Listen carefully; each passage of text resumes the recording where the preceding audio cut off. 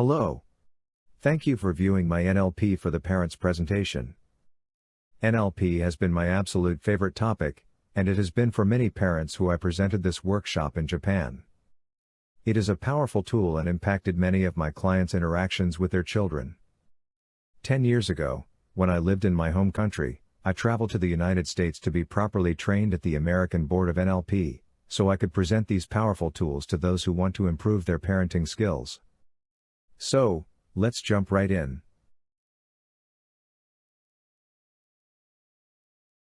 As a parent, do you wish you knew all the secrets to lead your children to achieve their most significant potential? Or at least, I can say it's true that all parents would want to teach them so they will grow up and live happy, healthy, self-sufficient life. If you can relate, this is worth your time. NLP stands for Neuro-Linguistic Programming. It was developed in the 1970s at the University of California, Santa Cruz. A couple of scholars decided to study the algorithm of effective communication. They studied a handful of psychotherapists and coaches, and through their communication patterns, they found the secrets of how they transformed people into the best versions of themselves. As a parent, you are a teacher and a counselor who has the greatest impact on your children during the most important time of their lives.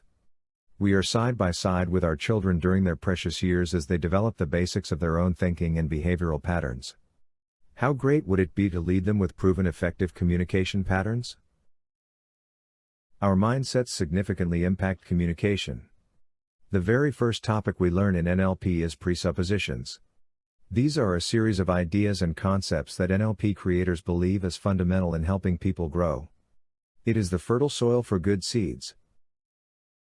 I will introduce 6 out of 14 NLP presuppositions that I consider more helpful in parenting.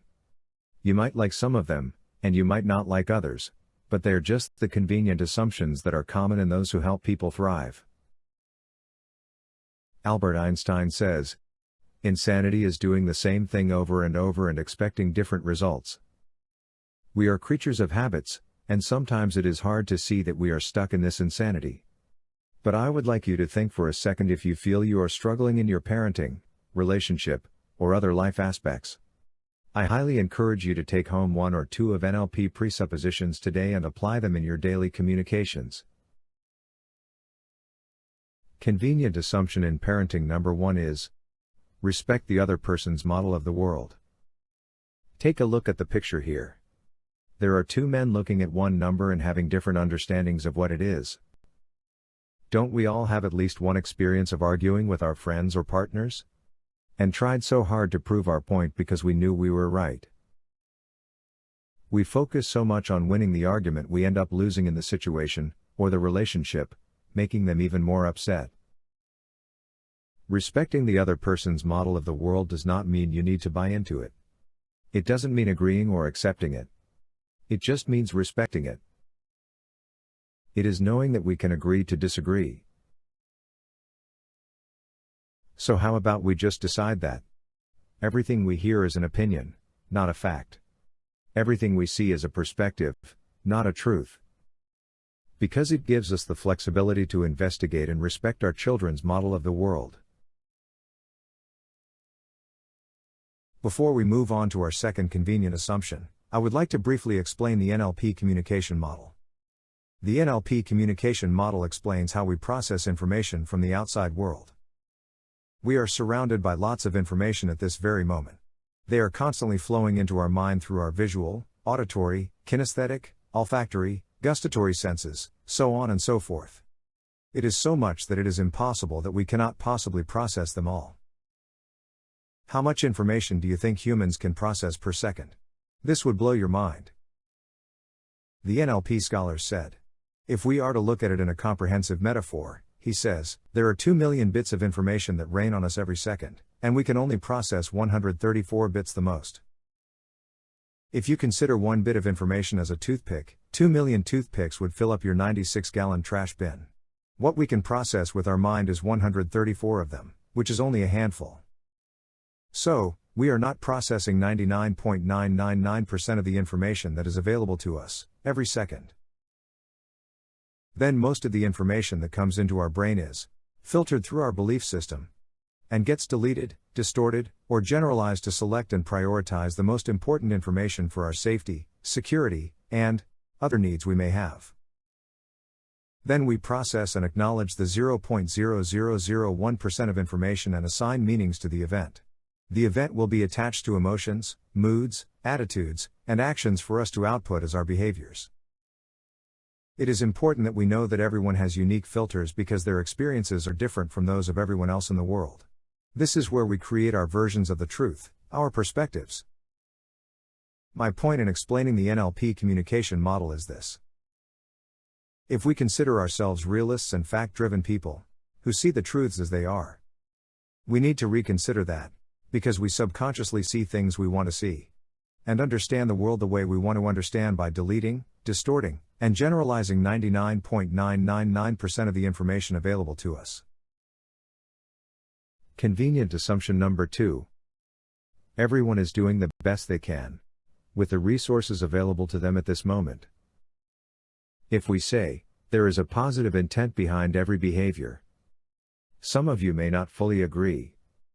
However, let's assume it's true, especially in parenting, because it would allow us to accept the child and investigate the causes of their behaviors. We all make mistakes and bad choices but do not intend to have bad results when we make poor behavior choices. I once worked with a sweet boy, a second grader. He loved coloring, and often made me laugh with his great sense of humor. He was from a broken family and was a survivor of domestic violence. He had a distorted belief that his teacher was bullying him. He was convinced that she singled him out and that he was the only one mistreated in his class.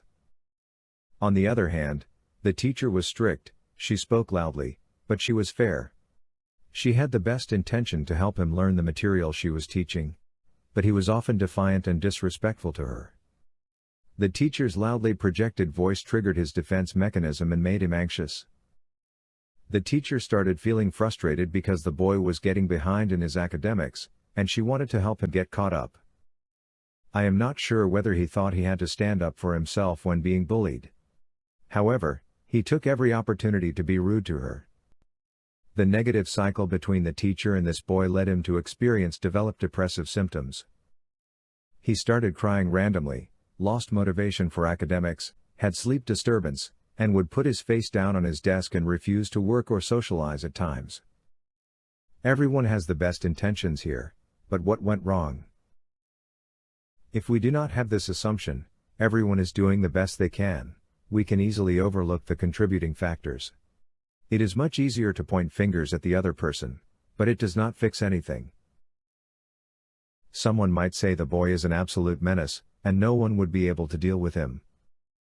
Someone might say the teacher singled out and bullied a second grader and made him depressed. Is it one or the other that needs to reconsider their behaviors and thought process? Or is it both? What would you do to break this dysfunctional cycle between them? Convenient assumption number 3 is people are not their behaviors, accept the person and change the behaviors. Sometimes we label people with medical terms and behavioral terms.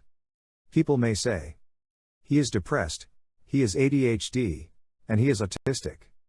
Depression is a chemical and emotional imbalance, it's not who they are. If someone is impulsive and hyperactive, it is behavioral patterns and not themselves. But too often, people get labeled with behavior patterns, and we must know that they are not that. They are so much more than what the label says they are. There is a study conducted on belief and its manifestation. It's called Rosenthal effect or Pygmalion effect. A psychologist, Robert Rosenthal, and a school principal, Lenore Jacobson, together studied how adults' belief about their children impact their academic performance. They made up a fake scenario, randomly selected a handful of ordinary children, and told their teachers, "These children are genius, they are designated late bloomers. They have not produced any significant academic success yet, but they are expected to bloom their amazing gift in a short time." They asked teachers not to tell the kids they are gifted, and they continued teaching them among the rest. A year later, their follow-up research proved that those children showed more significant intellectual gain than other children. The Pygmalion effect works circularly. First, others' expectations about us influence their behavior towards us. Second, their behavior towards us influences how we see ourselves. Third, how we see ourselves impacts our behavior. Last, our behavior towards others influences their beliefs, reinforcing their expectations. As parents, we must have positive beliefs in our children, because whatever we hold in our minds will manifest in their thoughts, behaviors, and future. Children subconsciously sense what teachers and parents believe about them, and they would subconsciously fulfill those beliefs. The next convenient assumption is, people have all resources they need to succeed and achieve their desired outcomes. There are no unresourceful people, only unresourceful mental states. We want to raise our children with a growth mindset, that anything they set their mind to, they can accomplish it. We want to keep minds open for possibilities and new growth opportunities. This is one of my favorite quotes from Albert Einstein. He says, "Everyone is a genius, but if you judge a fish on its ability to climb a tree, it will live its whole life believing that it is stupid." God created different types of brains because they are all needed for the development of humanity, and the resources to fulfill our purposes are within us. As parents, we want to keep our eyes open and stay flexible. Let the children explore and verbalize the bright side of their traits, so they can find out if they are fish or bird with your support. One day, a friend of mine, a parent of a teenage daughter, said, "I am so tired because my daughter is hard-headed. She would not do what I insist on doing." I jokingly said, "You would love that trait when she starts to date boys." We laughed about it then. But years later, we know she turned out just fine. The next convenient assumption is, there is only feedback. There is no failure, only feedback. Once we start to live by this assumption, empowerment is huge. This is something parents should practice and model for their children. We are shutting down our growth opportunity when labeling our failed attempt as a failure. But if we say it is just feedback, it helps us grow, evolve, and improve. I have seen a handful of kids who think failure is the end of the world. I had a girl who became so irritated and later frantically cried because she could not play the guitar after her first try. This is the effect of self-defeating beliefs they learned somewhere in their life, devastatingly impacting their healthy growth and self-worth. This is the last of the presuppositions, but absolutely not the least. The convenient assumption number 6 is, the meaning of communication is the response you get. If our communication was successful or not, depends on the response we get from our children. In this section, I would like to give one good tip on providing instructions for children. You may not believe it, but human brains do not comprehend negatives, which is true. So says Simon Schenk, and he would give you an example to prove it. Now, please relax your mind. Listen to what I say. Do not think of a pink elephant. What just popped into your mind? Did you have an image of a pink elephant? Our brains cannot negate an image without first imagining it. Negating is a secondary process for us. So, imagine it's Christmas time. If I tell my kids, "Don't go into my room," they would be waiting for the moment I'd drive off my property and they would be searching for what's in my room. In hypnotherapy, it's called the negative command. When you say, "Don't do this," it essentially suggests our brains to do it. So as parents, our instruction should not be, "Don't talk loud." Instead, it should be, "Let's whisper." Our instruction should not be, "Don't talk back." It should be, "Let's talk quietly." To get a positive result from communication, we should eliminate using negatives, and it has been recommended by many psychologists. Now, we are moving on to the next section. How to really listen to your children. How often are you multitasking when your child is talking to you?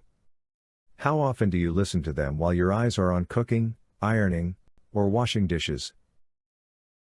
How often do you really give full undivided attention when your child wants to talk to you?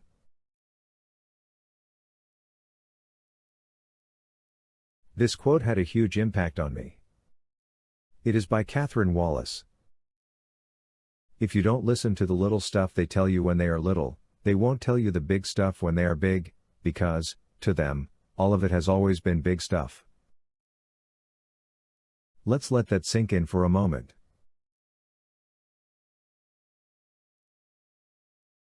Professor Albert Mehrabian came in 1970 with the importance of nonverbal communication. According to his model, only 7% of personal communication relies on verbal or the words actually spoken. The remaining 93% comprise 55% of nonverbal communication such as body language and facial expressions. The 38% is how the words are spoken, tone, volume, and rhythm of the voice. As much as 93% of our day-to-day communication can come from nonverbal elements. So, if we are multitasking when our children are trying to talk to us, we could be missing out on a huge amount of information that they are trying to communicate. Milton Erickson, one of the psychotherapists the NLP founders studied, was an absolute master at this. This is because he suffered polio as a child, leaving him partially paralyzed in everything except his eyes for years. All he had was his ability to observe the things that happened in his small world. He started observing his family members and their communication. They developed his extraordinary empathetic abilities, reading people's minds from nonverbal expressions. He could sense people's emotions and thoughts by looking at the tension and the movements of facial muscles, eye movements, arms, legs, postures, and so on and so forth. Milton Erickson's studies revealed what we could learn from people's eye movements.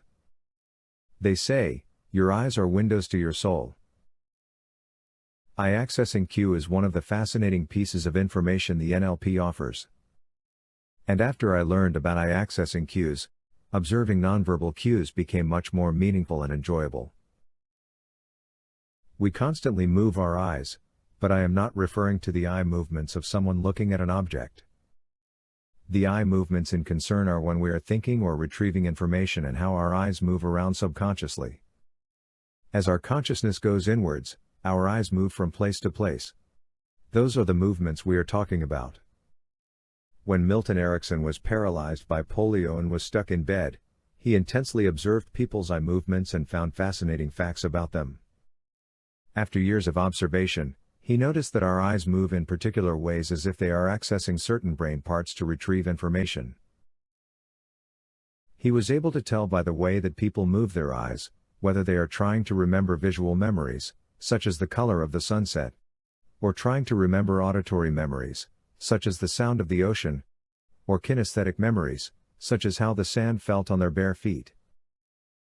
Furthermore, he also found that our eyes would move in certain directions when we are constructing or creating an image in our minds, for instance, when someone is asked to imagine a pig with a polka dot. Similar to auditory creation, eyes would move certain ways with questions such as what would a dragon sound like? And eyes also move in certain directions when people conduct self-talk. By observing people's eye movements, we can also learn what kind of learners they are. It is known that people move their eyes in particular ways based on their dominant learning styles. Do you know if your child is primarily a visual, auditory, or kinesthetic learner? Knowing it would help your child find the most effective ways to improve their academics. Here is the diagram for the eye accessing cue. Have you seen a series called Lie to Me? This section covers one of the ways you can maybe become as keen as the world's leading deception expert. If I can meet with you in person, I would love to do demonstrations. But if not, I would at least explain this exciting topic today. It is interesting because people move their eyes accordingly, and quite precisely most of the time, according to this diagram. They say 80% of people, primarily right-handed, roll their eyes, as shown in this diagram. And 20% of people, left-handed people, their eye movements that are reversed from this diagram. So, the blue on the left-hand side and red on the right-hand side facing them. And 1 or 2% follow neither. If you have a chance, I would like you to try this with someone by asking some of the questions I will introduce. 80% of people, primarily right-handed individuals, we'll move our eyes to the upper right area when trying to remember something visual such as a sunset or snowfall. It is upper right when we are facing them. It would be in the blue area marked with V remembered. It is the visual memory area. For instance, if you ask, "What color is your living room couch?" their eyes should move to the upper right-hand side, seeking what they saw in the past. Sometimes, they would not even move their eyes if the information was easily retrievable. They will be able to look straight at you and provide the answer. So, if the eye movement does not occur, it only means they do not need to access deeper into their memories for retrieval. They can also access that area in a rapid movement, so we need to pay attention after the question is given. You can continue asking similar questions. What is your childhood bedroom color?